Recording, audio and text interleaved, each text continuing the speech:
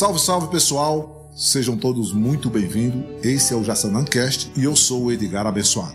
E o nosso convidado de hoje é um jovem de nossa região, Estênio Andrei, um empreendedor rural, engenheiro agrônomo, é especialista em cultivo de plantas e ele tem uma série de outras formações, cursos que estão aí com ele, que no decorrer desse bate-papo ele vai estar falando com a gente aí. Estênio, seja bem-vindo ao JaçanãCast. Obrigado, Edgar. Obrigado pela parceria, pelo convite para a gente poder aqui bater um papo. Ótimo. E conversar sobre o meio rural que eu vivo. Para quem não conhece Estênio, ele é do Cheiro Verde. O Cheiro Verde é aquele hortifruti Granjeiros muito conhecido aqui na região do Curimataú paraibano e do Trairi Potiguar. Tem um trabalho muito grande, com experiências maravilhosas, e é nisso que nós vamos estar falando. Empreendedorismo rural está na pauta hoje e nós vamos começar com Estênio. Quem é Estênio? Rapaz, eu me defino muito como agricultor, sabe, Edgar? Sim. Eu sou agricultor, filho mais novo de 8 filhos, filho de Seu Antônio e Dona Socorro. Sim. Engenheiro agrônomo, produtor rural, empreendedor, pai, marido e um bocado de coisa. Um bocado de coisa que no decorrer da programação nós vamos estar conhecendo aí. Estênio, o Cheiro Verde hoje é um empreendimento muito conhecido, mas conta a história de como começou o Cheiro Verde. O Cheiro Verde começou de uma necessidade. Papai plantava maracujá. Sim. E na época a gente não tinha terra para plantar maracujá. Papai plantava maracujá de meeiro. Okay. Aí quando foi em 2002, mamãe era costureira. Mamãe era costureira, aquela coisa. Mamãe mudou para a rua para poder ter mais cliente. Porque o maracujá ia, não ia, aquela coisa toda, né? Sazonalidade toda lavoura. E então quando a gente veio para a rua, papai decidiu, se não, vou plantar umas hortas aqui, porque vender coentro de alface. Vendemos uma moto, papai tinha, trocamos um pedaço de terra de 20 por 20. Sim. Um ML, ano 87. Bem conhecida. Aí papai vendeu essa moto, comprou um pedaço de terra lá de 20 por 20 e começou a plantar coentro de alface. Por quê? Imaginava, a gente toda a vida plantou coentro de alface. Porque todo mundo que mora no sítio é aquela coisa, você cria uma galinha, cria um porco, tem uma hortinha de coentro, um giral de alface, né? E sempre isso era aquela coisa que complementava a renda. Papai disse, eu vou fazer a mesma coisa na rua agora. Certo. Aí ele começou isso em 2002, esse trabalho. Em 2003, eu e mais 2 irmãos subsequentes, a mim, que eu sou o mais novo, a gente foi para a universidade. Quando a gente foi para a universidade, então a gente começou a trazer conhecimento da escola para dentro do sítio. Na época também tinha um técnico da Emater que nos ajudou muito, que era Rui Medeiros. Certo. Então Rui Medeiros chegou, viu aquela história, seu Antônio tá lá, e os meninos dele tudo estudando, um estuda agronomia, os outros estudam curso técnico.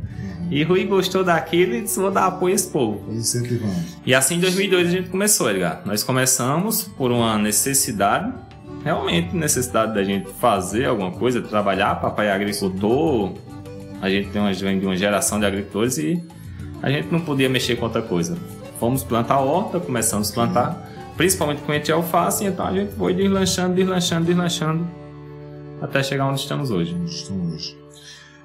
Você falou que 2 irmãos foram, ou seja, 3, né, com você, foram para a universidade buscar esse aprendizado. Você me fez lembrar um momento que eu tive no Rio Grande do Sul e eu estava conversando com um pequeno agricultor. E aquele pequeno agricultor, eu comecei a olhar aquela propriedade dele, uma pequena propriedade, se não me engano, de 5 hectares, e eles tinham lá trator, tinha várias coisas, e ele começou a falar sobre os filhos. Então, como eles trabalhavam também, o filho ia para a universidade, no objetivo de adquirir o aprendizado e trazer de volta para a propriedade deles. No entanto, que tinha mais um filho nesse dia, que já estava formado e estava trabalhando a parte agrícola, a parte de arroz, com os seus pais, né? Então, essa cultura, ela está impregnada também no Rio Grande do Sul. Quando você me traz essa fala, me faz lembrar isso. Aí os dois irmãos estudaram, se formaram e começaram a aplicar isso na pequena propriedade de 20 por 20. 20 por 20. Um lote de casa. Um lote de casa. Hoje, qual é o tamanho do canteiro Cheiro Verde? Hoje a gente tem 4 hectares de terra. Então, se a gente pensar, nós tínhamos 20 por 20, nós tínhamos 400 metros quadrados, não é isso? Certo. Hoje nós temos em metros quadrados 40 mil metros quadrados. Certo. A área do canteiro Cheiro Verde. Ok. Você é o único formado em engenharia agrônoma e com essas especialidades? Aí depois que a gente entrou lá e foi aquela coisa. Na nossa família, olha, veja só. A minha irmã mais velha é casada com um agrônomo. Eu sou engenheiro agrônomo. Tem outro irmão engenheiro agrônomo. Tem um irmão que é técnico agrícola. Certo. Meus 2 irmãos subsequentes, mais velhos que eu, se casaram com 2 agrônomas. Que legal, velho. Eu disse, rapaz, era para ter um diversificado, um dentista, um advogado, né? Tem um advogado de confiança, um dentista, um contador, mas até minha esposa, que é contadora, mas agora ela se diz agricultora. O negócio dela é mexer com morango. Que legal. Mas aí a gente puxou tudo isso, Edgar, e a gente trouxe isso aí. É legal você puxar esse fio, cara, do Rio Grande do Sul, porque é uma coisa muito interessante quando a gente vive esse intercâmbio cultural com o pessoal do Sul e Sudeste. Principalmente Sul, que tem uma descendência europeia. Eu tive a oportunidade de conviver com esse pessoal, de estudar com eles, de bater um papo. A mentalidade é muito diferente. Por quê? Eles pensam exatamente nisso. Eles veem um agricultor, ele vê a agricultura, que é o que eu tento passar para todo jovem, né? Que a agricultura é uma atividade, é um empreendimento rentável. Então, você pode ser empresário em qualquer setor, você pode ser empresário na agricultura. Sim. O problema é que a mentalidade que a gente tem de agricultura daqui, a gente tem uma agricultura ainda muito atrasada, vamos assim dizer. Por exemplo, a coisa mais comum da gente ver aqui é campinadeira. Certo. Ou um arado de aiveca, um arado puxado por um boi. Se a gente pegar isso aí, isso é uma tecnologia de 2000 anos atrás, do tempo do Senhor Jesus Cristo. Sim. Né? Existem tecnologias hoje. É errada essa tecnologia? Não, é adaptada e tal. Mas assim, para o jovem de hoje, quem é que quer estar andando o dia todo atrás de um boi? Você não consegue fazer o olho do menino brilhar com um negócio desse. Sim. No Sul, eles têm uma tradição muito de trazer conhecimento para dentro da lavoura. Você disse uma coisa interessante. Então, propriedade de 5 hectares. Sim. E o cara com trator, com tudo equipado, né? Isso. Aqui, se a gente pensar assim, disser, não, eu sou um agricultor e eu tenho, sei lá, um trator. Pronto, não encher ali, é rico. E é como se fosse errado ter alguma coisa. Mas não. É certo ter. A gente tem que buscar melhoria, porque tem que inspirar esses meninos a buscar isso aí, porque senão daqui uns dias quem é que vai coordenar isso? Verdade. Né? Estênio, eu cheguei a fazer algumas visitas lá no canteiro Cheiro Verde e hoje vocês têm uma diversidade produtiva naquele espaço. Mas como realmente começou? Quais foram as primeiras plantas? Foi o coentro? Coentro. É tanto que o coentro está até na nossa logomarca. Eu não vim com a blusa, mas a nossa logomarca ela tem uma folha de coentro. Coentro ele é a identidade do canteiro Cheiro Verde. Coentro, cebolinha e alface. E a partir do coentro, cebolinha e alface a gente foi diversificando. Foi diversificando. E a gente foi entendendo que as pessoas gostavam dessa diversidade. Sim. A gente foi entendendo que existiam coisas que elas gostavam de comprar, gostavam de comer e que não encontravam por aqui. A gente tem um intercâmbio muito grande desse pessoal que viaja, vai para São Paulo, vai para o Rio, vai para um canto, vai para outro e vai trazendo coisa nova. Né? E quando eles vão trazendo, eles vão querendo isso aqui. Então, por exemplo, uma rúcula, um espinafre, um agrião, uma selga. Hoje está muito popularizado, mas isso aí em 2005, 2006, era muito pouco, assim, pouca gente conhecia. Verdade. Mas quando a gente começou a plantar um pouquinho, até para a gente conhecer e comer também, a gente começou a entender que existia mercado para isso. Sim. Que a pessoa ia lá, comprava uma rúcula, aí de embalo ela comprava o coentro que achava em todo lugar. Ia lá, comprava um espinafre. E a gente foi diversificando. A gente chegou a ter mais de 30 tipos de hortaliças. Certo. Hoje a gente deu uma enxugada, mas migramos de uma para outra. Hoje nós cultivamos 24 tipos de hortaliças diferentes. Ótimo. Você fez uma especialidade lá em Viçosa, em Minas, e aqui eu vejo que você é doutor em ciências de planta. Fala um pouco para nós sobre essa ramificação aí. É porque assim, dentro da agronomia a gente tem muito setor que dá para trabalhar. Então, por exemplo, você pega a agronomia, você tem ciência de plantas. É um termo genérico para tudo. É como se fosse um clínico geral. Mas a minha especialidade lá foi na área de melhoramento genético. Só que era melhoramento genético de soja. Eu trabalhava com associação genômica, aquela parte de produção de transgênico, aquelas coisas. É uma ciência muito legal, muito bonita. Aí, só que eu trabalhava com isso e no meio do doutorado eu estava lá fazendo meus trabalhos, e então eu senti a vontade de voltar para cá, voltar para Paraíba, sabe? Sim. E eu vi um documentário, cara, apresentado pelo Leonardo DiCaprio sobre a água no mundo. O Leonardo DiCaprio fez um documentário que foi interessante. Ele rodou o mundo todinho pelas regiões semiáridas. E ele ia lá na África, ia na Austrália, ia na Califórnia, nos Estados Unidos, foi em Israel. Aí você chega na Califórnia, os caras têm um semiárido pior que o nosso e abastece metade dos Estados Unidos. Você chega em Israel, os caras têm um estado menor que o estado de Sergipe, que abastece metade da Europa com hortifruti. Hortifruti, isso é interessante. A Austrália é uma coisa de doido, a tecnologia que os caras têm. Aí a gente chega no Nordeste, é o semiárido mais populoso do mundo. O mais populoso, tem 45 milhões de habitantes. A gente está no semiárido que mais chove no mundo. A gente tem média de chuva, generalizando, viu? Tem lugar que tem menos, tem lugar que tem mais. Sim. 800 milímetros. Isso não é chuva ruim, não. O problema é que tem dia que chove 200, passa um mês sem chover. Aí chove mais 200, passa mais 30 dias sem chover. Sim. A gente tem o que mais chove e o que mais tem gente para comer. E a gente é o mais pobre desse estudinho.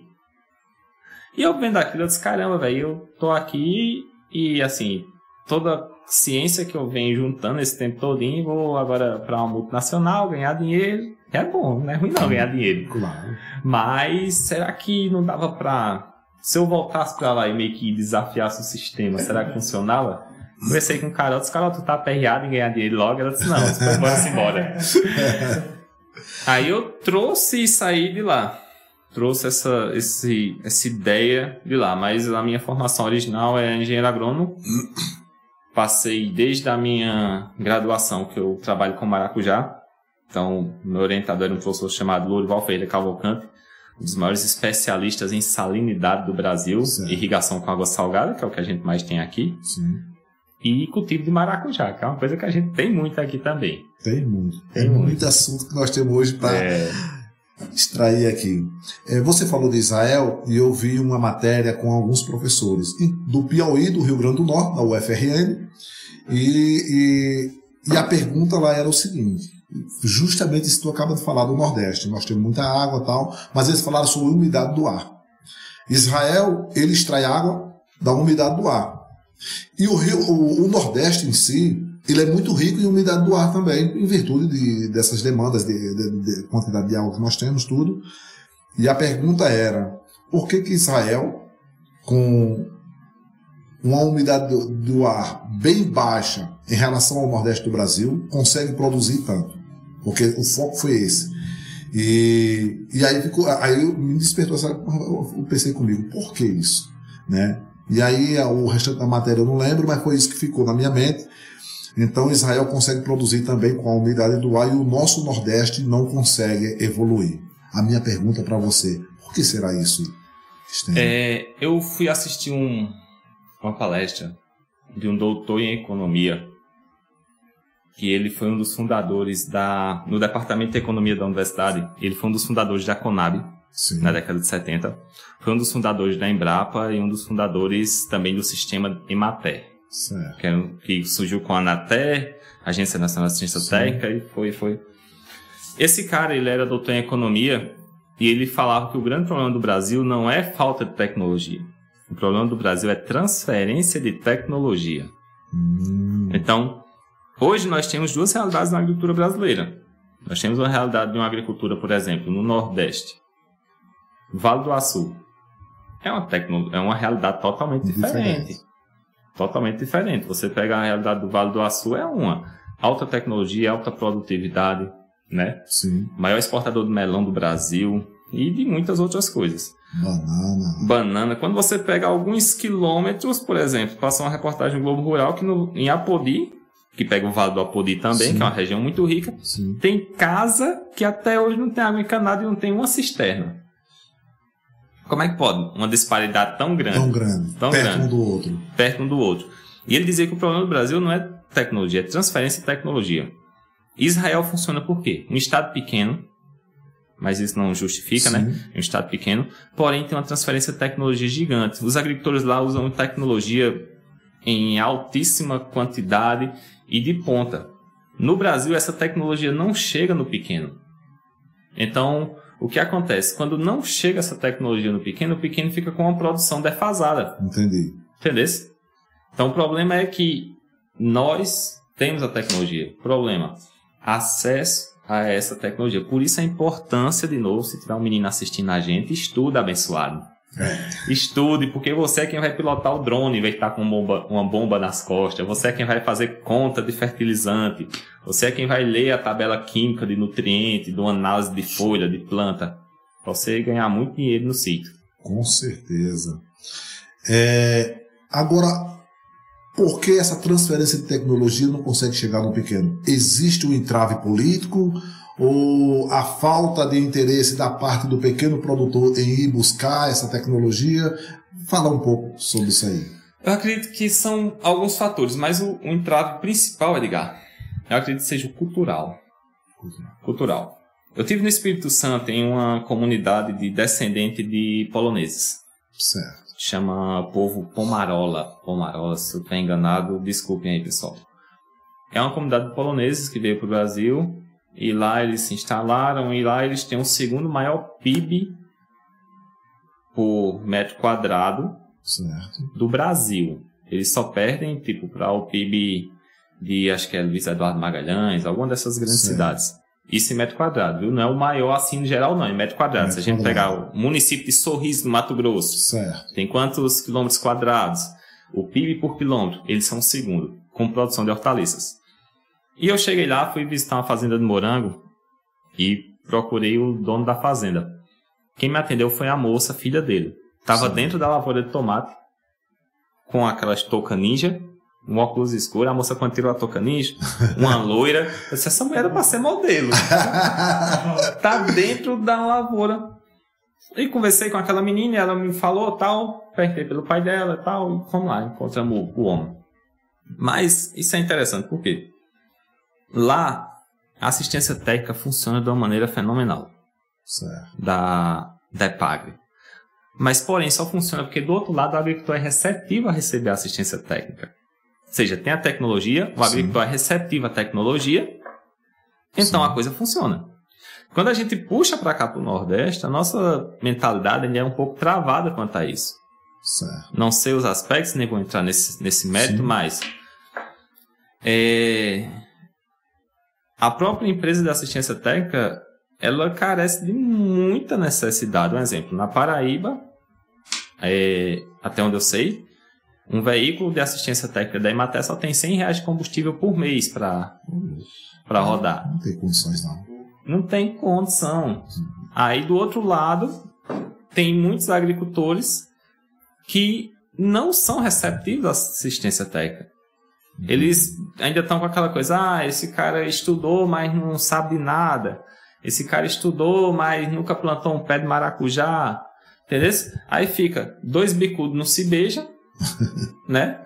Verdade. Uma cultura e a outra, o próprio órgão público que não tem condição de dar necessidade. Os agrônomos até que são gente boa, os agrônomos até que eles têm boa vontade, mas não dá condição para os caras trabalhar. Fica difícil. E além disso, tem um aspecto cultural seguinte. Essa moça estava trabalhando dentro da lavoura.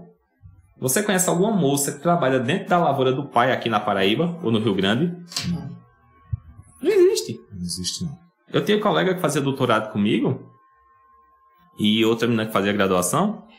Ela era da família de uma família produtora de algodão na Bahia. E assim, quem planta soja é rico. Soja e milho. Quem planta algodão é muito rico. Essa menina trabalhava pra caramba. Essa menina trabalhava por 5 homens. a tradição dela, de quê? De vem lá do sul, do Rio Grande, do Paraná, daquele povo. E tinha duas. Uma era a Michelle e a outra era a Joana. E as meninas trabalhavam que os cabos ficavam assim, opa, peraí, não faça vergonha nós não. Mas é o quê? A cultura delas. A cultura. Infelizmente nós não temos essa cultura, né? Infelizmente nós ainda não temos. Eu acredito que nós vamos ter um dia, né? Essa geração que está chegando aí, que está ouvindo pessoas como você, com certeza vai despertar um interesse maior pela questão cultural. Uma outra deficiência grande que nós temos também aqui, é percebível, né, para o pequeno produtor, procura-se uma pessoa para trabalhar uma diária ou alguma coisa, não se encontra mais. Não se encontra mais. As pessoas elas estão limitadas a um pequeno benefício que chega para ele do governo federal e ele se limita àquilo ali. Eu quero trazer aqui algo que aconteceu aqui em 2013 para 2014 em relação à cooperativa, quando nós desenvolvemos aqui um projeto e o objetivo desse projeto era potencializar a criação de suínos. Era uma parceria cooperativa com a Prefeitura de Jaçanã, Banco do Nordeste e Universidade de Swing. Banco do Nordeste liberava dinheiro, a Universidade preparava o homem do campo, a cooperativa fazia o processo de articulação, a Prefeitura entrava com as ferramentas necessárias para atender a demanda. Naquele primeiro momento, eu lembro que o objetivo era fazer com que o homem do campo, o que tivesse tendência para criar a questão do suíno, ele ia receber uma pocilga com 20 suínos, né? E o Banco do Nordeste liberava aquele dinheiro, a Swing colocava o suíno ali e garantia a compra. Uhum. Então esse produtor ele ia receber 20 suínos naquele primeiro momento, com toda a estrutura. Com 90 dias, 100 dias, a Swing vinha, retirava aquele suíno e colocava 40, até formar 80. E eu vou resumir aqui, a história é um pouco mais longa, e a universidade preparou 29 produtores.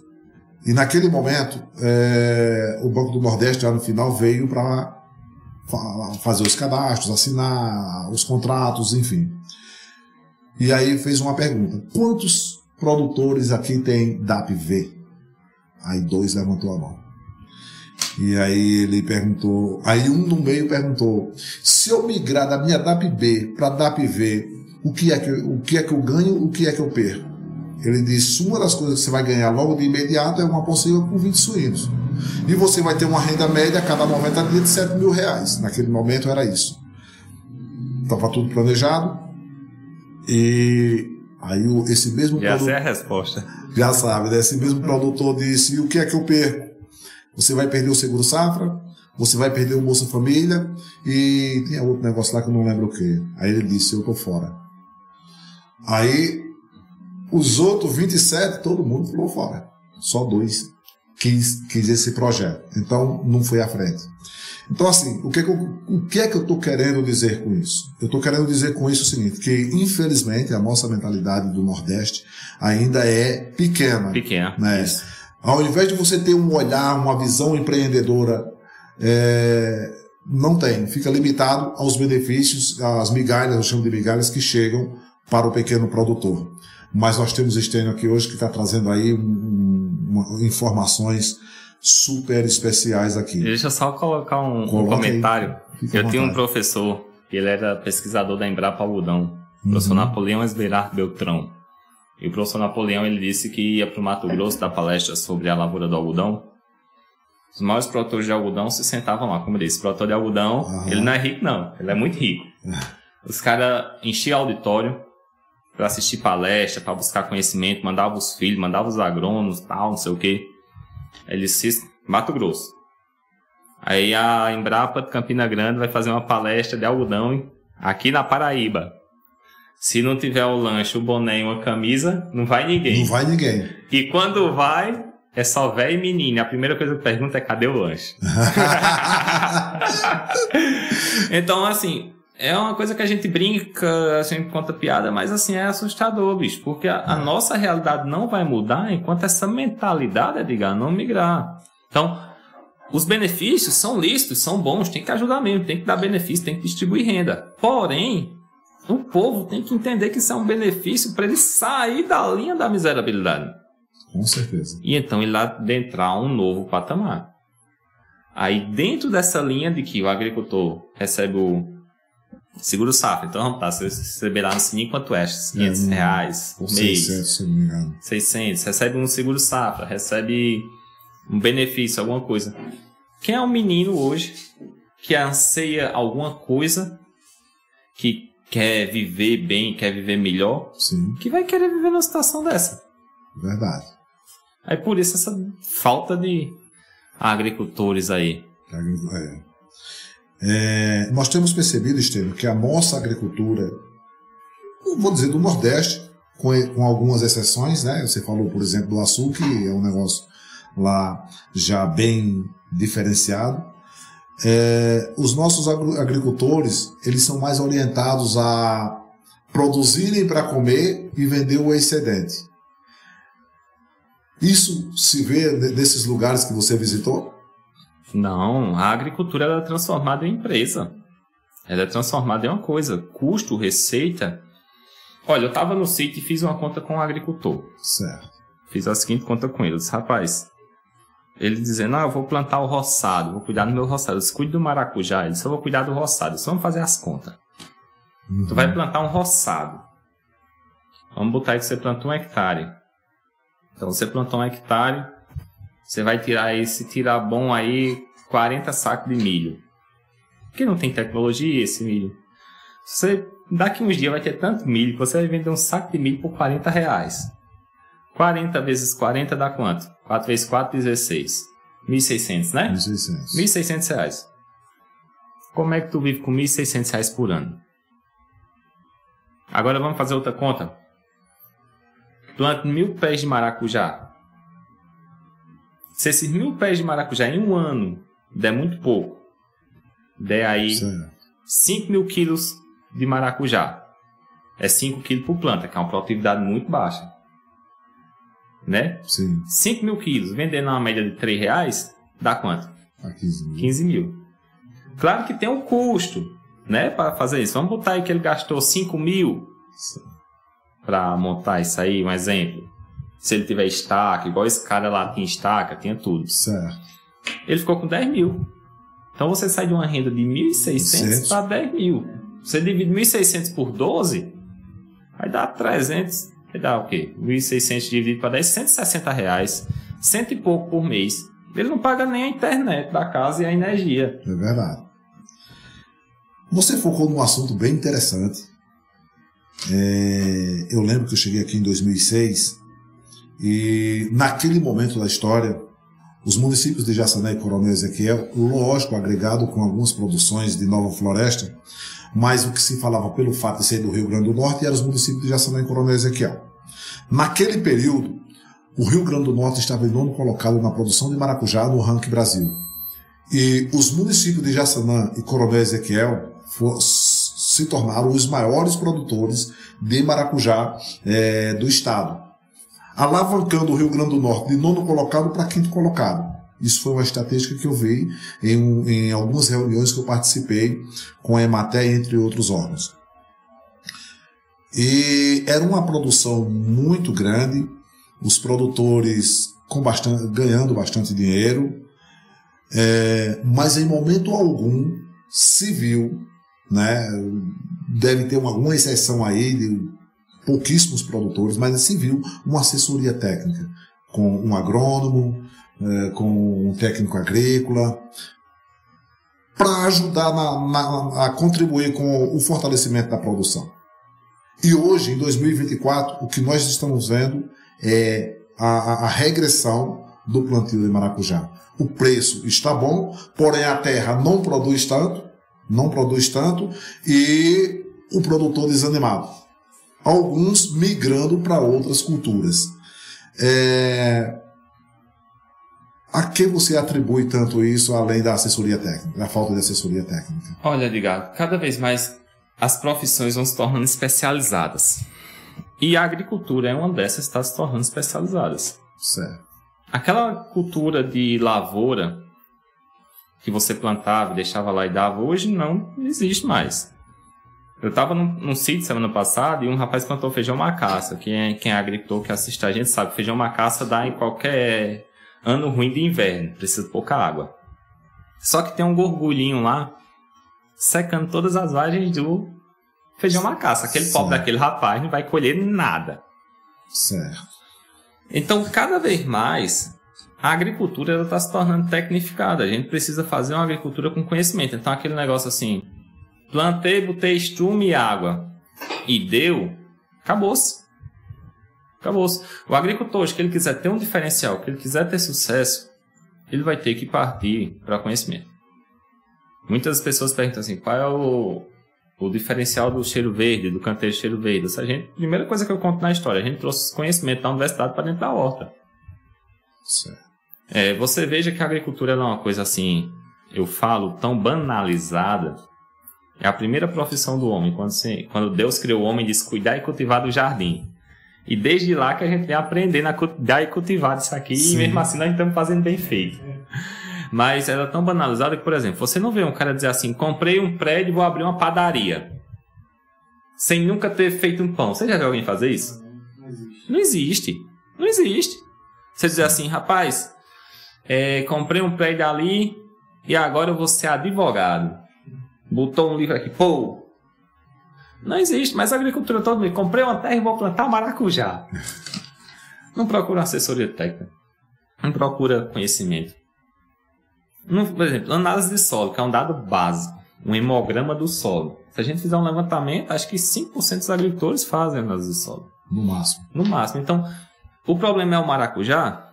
Não. Se esse cara ele for plantar batata, vai ter o mesmo problema. Se ele for plantar goiaba, vai ter o mesmo problema. Se ele for plantar limão, vai ter o mesmo problema. Por quê? Os problemas estão cada vez mais aumentando dentro da lavoura. Aí tem que fazer o quê? Tem que buscar uma assessoria técnica para a gente conseguir produzir com qualidade e quantidade. Um exemplo de mentalidade sobre isso, interessante. Uhum. Você conhece Dr. Edson? Sim. Conhece Dr. Edson? Conheço. Dr. Edson, há muito tempo me paga para fazer assessoria técnica a ele. Olha só. Um cara feito Dr. Edson precisa pagar para um agrônomo pet chinelo feito eu? Edson, com experiência, mais de 20 anos plantando maracujá, sim, foi secretário de Agricultura, rodou congresso em todo lugar. Eu vou lá bater papo com o Edson, tem dia que eu aprendo mais do que ligar alguma coisa. O cara feito Edson precisava, verdade. Mas o que é que acontece? Ele paga a minha assessoria técnica, ainda paga assessoria técnica. Aí tem gente que, do tamanho de nada, produtor assim, não, isso aí é besteira. Aí a gente olha o quê? Quem está ganhando dinheiro? Dr. Edson.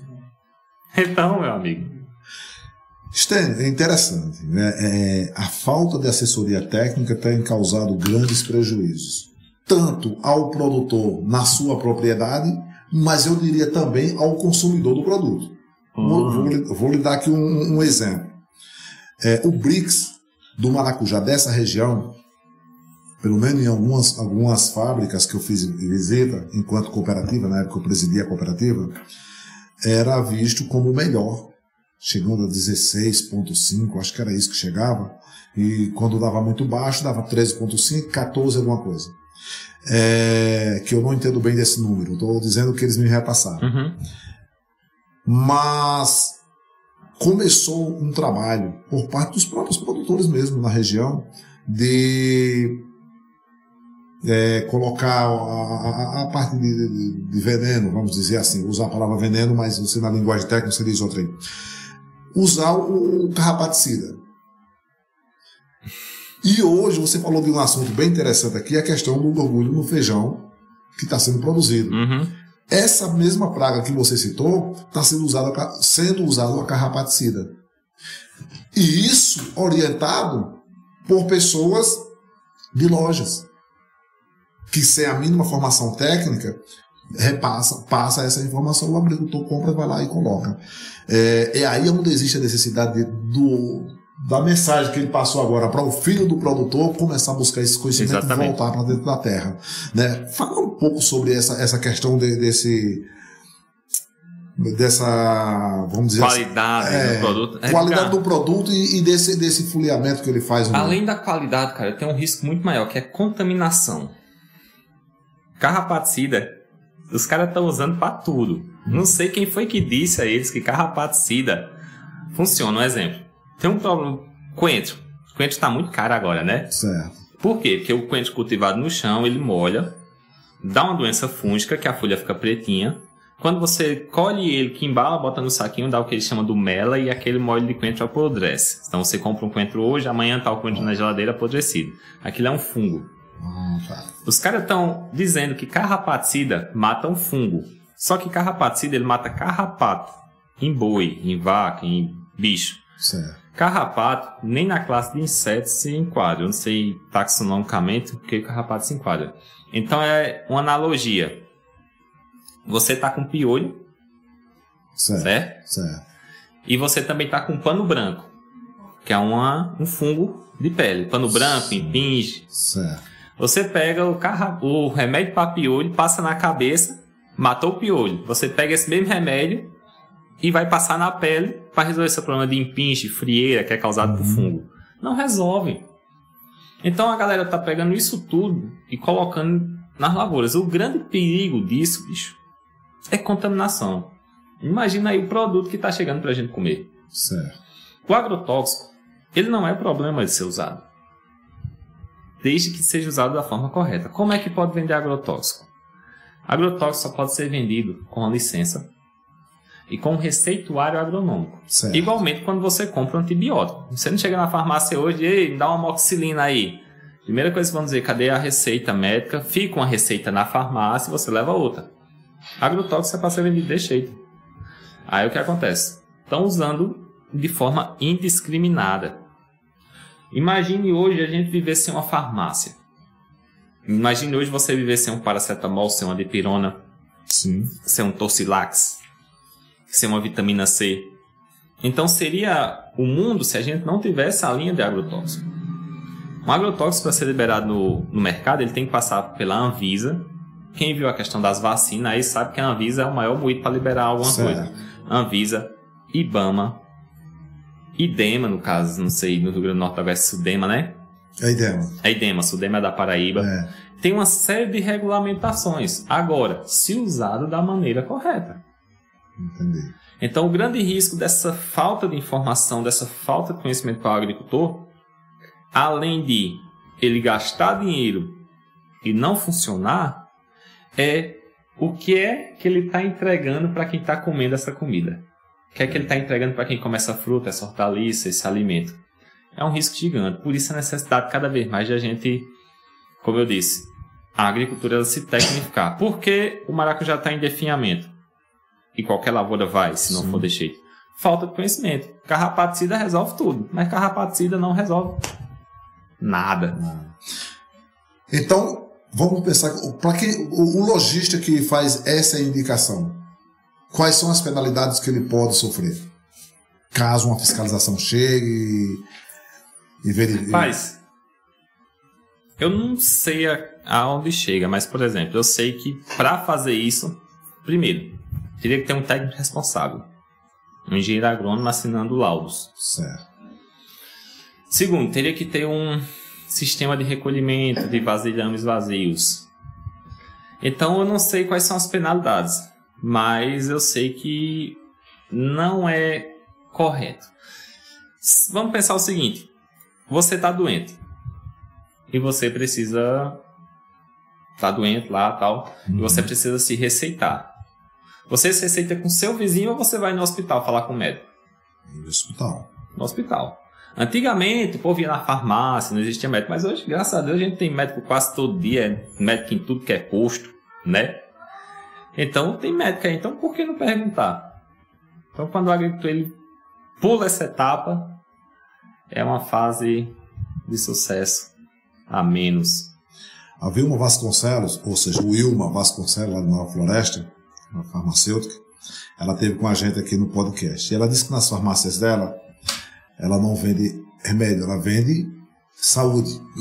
E aí ela começou a falar o porquê. Porque assim, o cliente ele vai até a farmácia para comprar aquele medicamento, mas ela procura ter aquela conversa para identificar que realmente está havendo com aquele cliente para repassar o remédio corretamente, orientá-los, enfim. Você é um assessor também do Senar, né? Assessoria técnica para o Senar. Você se depara muito com essa situação agrícola por aí em relação a isso que a gente acabou de falar, o produtor dizer para você que está trabalhando que botou carrapaticida ou outro tipo. É a coisa mais comum que eu me deparo. Coisa mais comum. Um exemplo, tem um caso que eu sempre brinco, que o cara disse assim: Stênio, meu maracujá não funciona, tá feio, nada anda com ele. Eu disse: pois vamos analisar seu maracujá. Fui lá no sítio dele, olhamos o maracujá, olhamos tudo que era produto que ele tinha. Rapaz, em produto, eu digo a você que ele tinha um estoque de mais de 10 mil reais. E quando eu olhei assim, tipo, o produto, Bayer, Syngenta, são marcas muito reconhecidas no mercado que assim, que eu sei que funciona, que eu receito aquilo que eu sei que funciona para aqueles problemas. Certo. Eu disse: como foi que tu foi? Não, fulano disse que usa isso, fulano disse que usa isso. E assim foi. Eu disse: mas era para estar funcionando, realmente, fulano disse certo. Aí eu disse: nada funciona, se nada funciona. Eu disse: cadê tua água? A água da pulverização. Fiz uma análise rapidinha na água, disse: pronto, o problema aqui não é os produtos. O problema aqui é a tua água que não presta. Eles querem que eu faça? Eu digo: você vai já se namora. Todo dia eu trago um reboquinho de moto com água doce. Botou, resolveu o problema. Aí assim, é caro uma assessoria técnica? É não, porque com certeza não é 10 mil reais. Um dia, quando eu ficar famoso, eu posso até cobrar 10 mil, né? Mas é caro? Não, porque você, com assessoria técnica de algumas horas de serviço, você economiza todo esse caminho, esse sofrimento. Isso sem falar a perda em produtividade que esse cara teve. Isso é verdade. Então, Stênio, se o nosso homem do campo, nas suas pequenas propriedades, se juntasse e contratasse uma assessoria técnica, como você, entre outros profissionais que tem aí, a nossa produção não estava nesse recesso que ela está vivendo hoje. Não, creio que não. Creio que não. E se ele também entendesse a mentalidade de que realmente isso é necessário. E ele, além da assessoria técnica, trazer essa parte gerencial para dentro da fazenda. Ótimo. Eu vou tocar um pouco mais no Cheiro Verde. O Cheiro Verde ele teve início em 2003, né? Isso. Vocês começaram com a parte da hortaliça, como a gente falou lá atrás, e vocês têm feito aí uma inovação. Eu queria que você falasse um pouco sobre essas inovações que vêm acontecendo ao longo dos tempos, quais foram as primeiras e como está agora dentro do canteiro Cheiro Verde. A gente tem um DNA de inovação, vamos dizer assim. A gente surgiu inovando. Certo. E a inovação é uma coisa que está na nossa cultura. Ok. É uma coisa que a gente faz e isso é um dos nossos valores lá. A gente testamos sempre coisas novas. A gente começou logo, uma das coisas que a gente mais inovou foi em ter essa coisa de vender dentro da cidade, que a gente já estava lá. Sim. Então, o colher e pague, vamos assim dizer, né? Eu sei lá, colher e tal. E aí a gente começou com a inovação de quê? Das hortaliças diferentes. Aquilo que eu falei. Então, uma rúcula, um agrião, uma escarola, uma selga, uma cenoura. Certo. Depois disso... Isso não era produzido em nossa região? Não. Até comer... Eu lembro que papai, a gente quando começou a plantar rúcula, e tinha um pessoal que procurava rúcula, que gostava de rúcula. Aí uma vez uma pessoa chegou e disse: seu Antônio, rúcula tem gosto de quê? Aí papai disse: sei lá que ele tem gosto, eu sei que fede a suvaqueira. Aí, nisso a gente foi inovando, entendeu? Mas uma coisa legal é que o papai sempre foi muito receptivo a isso. O papai sempre foi muito receptivo a gente fazer, a gente mexer. Então a gente migrou para essa parte aí todinha. Só que a gente também, da parte de inovação, a gente quando foi em 2010, 2011, a gente regularizou como empresa rural. Que a gente foi a primeira na região a realmente ser empresa de produção de hortaliça. Então a gente regularizou o CNPJ, a gente regularizou nossos funcionários, a gente pagou 13º, férias. É interessante que tinha um rapaz que a gente disse: rapaz, você tem que tirar férias. Eu não vou tirar, não. Muito acostumado a trabalhar no campo, mas férias é por lei, você tem que tirar. Ele disse: não, esse negócio de ficar em casa é troço de vagabundo. Não dá certo, não. Dá certo pra eu, não. Então, quando ele fez isso, a gente também foi um fator do que eu considero de inovação. A gente fazer isso, trazer essa realidade para esse pessoal, sabe? Uma coisa que eu me orgulho muito, muita gente que eu ando, o povo diz assim, rapaz, é difícil achar trabalhador. A taxa de evasão é muito alta. Graças a Deus a gente não tem essa taxa de evasão. Tem gente que trabalha conosco há mais de 10 anos, há 15 anos, sabe? Então foi uma inovação também. Só que em 2012 a 2017 a gente pegou o pior ciclo de seca da história, Edgar. Teve ano que choveu 200 e poucos milímetros. Muito baixo. Como é que a gente mantém uma produção agrícola? Sim. Toda empresa rodando, isso com mais de 10 funcionários, sem água. Difícil. Aí vem a parte de inovação novamente. Então a gente começou a inovar. Então a gente foi buscar conhecimento. A importância de voltar o conhecimento para dentro da horta. A gente foi buscar conhecimento. Meu irmão, na época eu fui para Viçosa estudar. E meu irmão foi fazer um curso em Florianópolis, Santa Catarina, de hidroponia. Foi lá, voltou.